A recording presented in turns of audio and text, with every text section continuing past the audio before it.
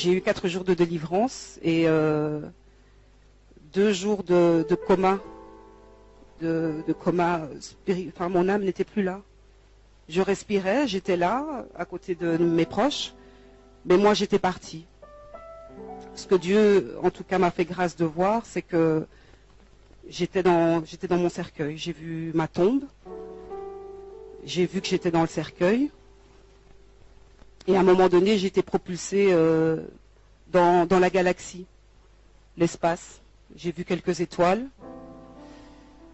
Et je suis restée, j'ai l'impression que je suis restée vraiment dans cette galaxie pendant une éternité. Ça durait et j'errais, mon âme errait, j'errais, je me demandais mais qu'est-ce que je fais là?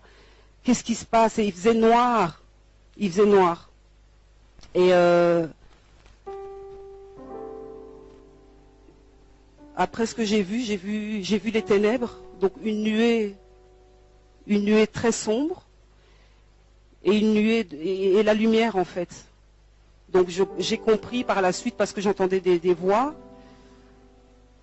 C'était vraiment les anges de Dieu et les suppôts de Satan qui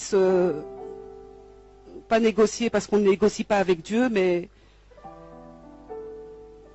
le diable qui réclamait mon âme en fait et ma vie. Et il disait, mais enfin, Seigneur, il y a un pacte qui a été fait, elle n'a pas suivi tes voies, elle n'est plus digne d'être appelée enfant de Dieu.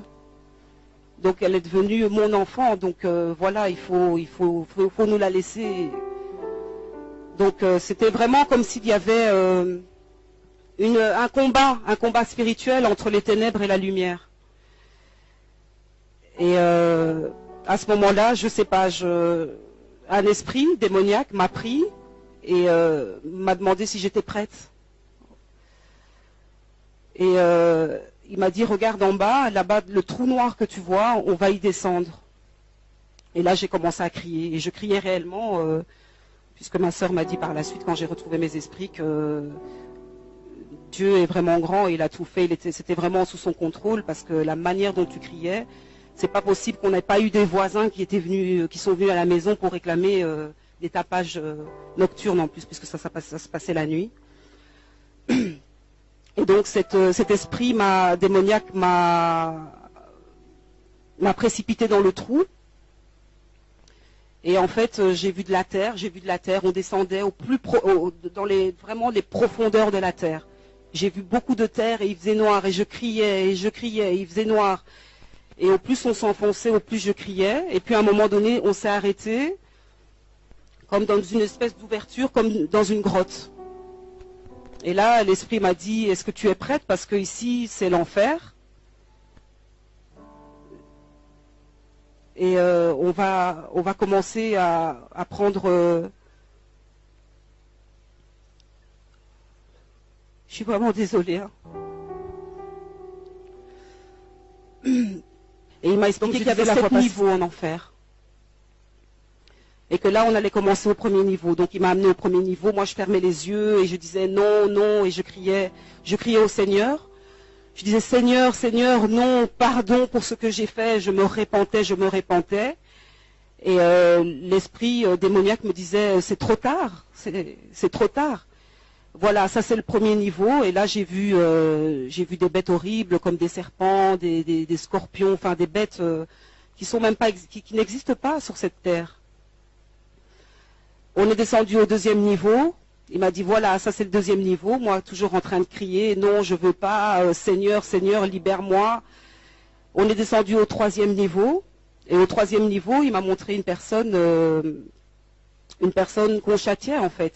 Donc cette personne était un homme. Et cet homme recevait des coups de couteau.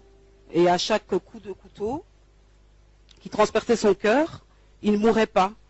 Il ne mourait pas, le sang giclait, cet homme pleurait, criait, et la plaie se refermait. Et puis il recevait des coups de couteau toujours au même endroit, et le même processus se répétait et se répétait. Et cet esprit démoniaque me disait, tu vois le châtiment, ça c'est éternellement que cette personne-là va être comme ça, en tout cas trucidée par ce quatrième niveau. Et cet esprit m'a expliqué que le 4e niveau était le niveau de mon châtiment à moi par rapport au péché dans lequel j'étais. Donc péché sexuel, hein, puisque j'ai été condamnée par rapport à ça. Et on m'a mis sur cette pierre, on m'a ligoté et on m'a laissé là. Et tout ce que je voyais là en dessous de mes pieds, donc la pierre était debout, hein, pas couchée, donc j'étais vraiment contre un mur. L'enfer ressemble à une grotte, en tout cas là où j'étais, au niveau, c'est une grotte en fait. C'est une grotte où il fait sombre, où il y a du feu à gauche et à droite. C'est un endroit très lugubre où on n'entend que des cris d'épouvante qu'on n'a jamais même entendu dans des films d'horreur. Et moi je criais, on criait avec toutes les filles. Et des démons venaient, me touchaient, me pressaient à mes parties intimes. Et l'esprit m'a expliqué que ton châtiment c'est d'être violé éternellement.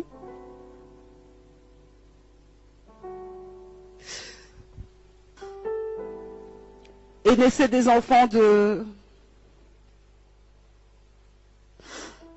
ces relations en fait. Tu n'as pas le temps de dormir en enfer. Tu ne dors pas. J'ai cru que j'y étais depuis des siècles. Et c'est sans arrêt. On ne ferme pas les yeux en enfer. On n'a pas un temps. Il y a des niveaux. Il y en a 7. Et vous vous rendez compte le niveau où moi j'étais, plus que la moitié, quoi. Enfin, j'étais presque au niveau du 7e pour moi. Donc le péché de l'immoralité sexuelle est un péché sévèrement puni. Je priais quand j'étais en enfer, j'ai pas cessé de prier mon Dieu, j'ai pas cessé de demander pardon. J'ai déposé le pardon aussi auprès de la femme de cet homme.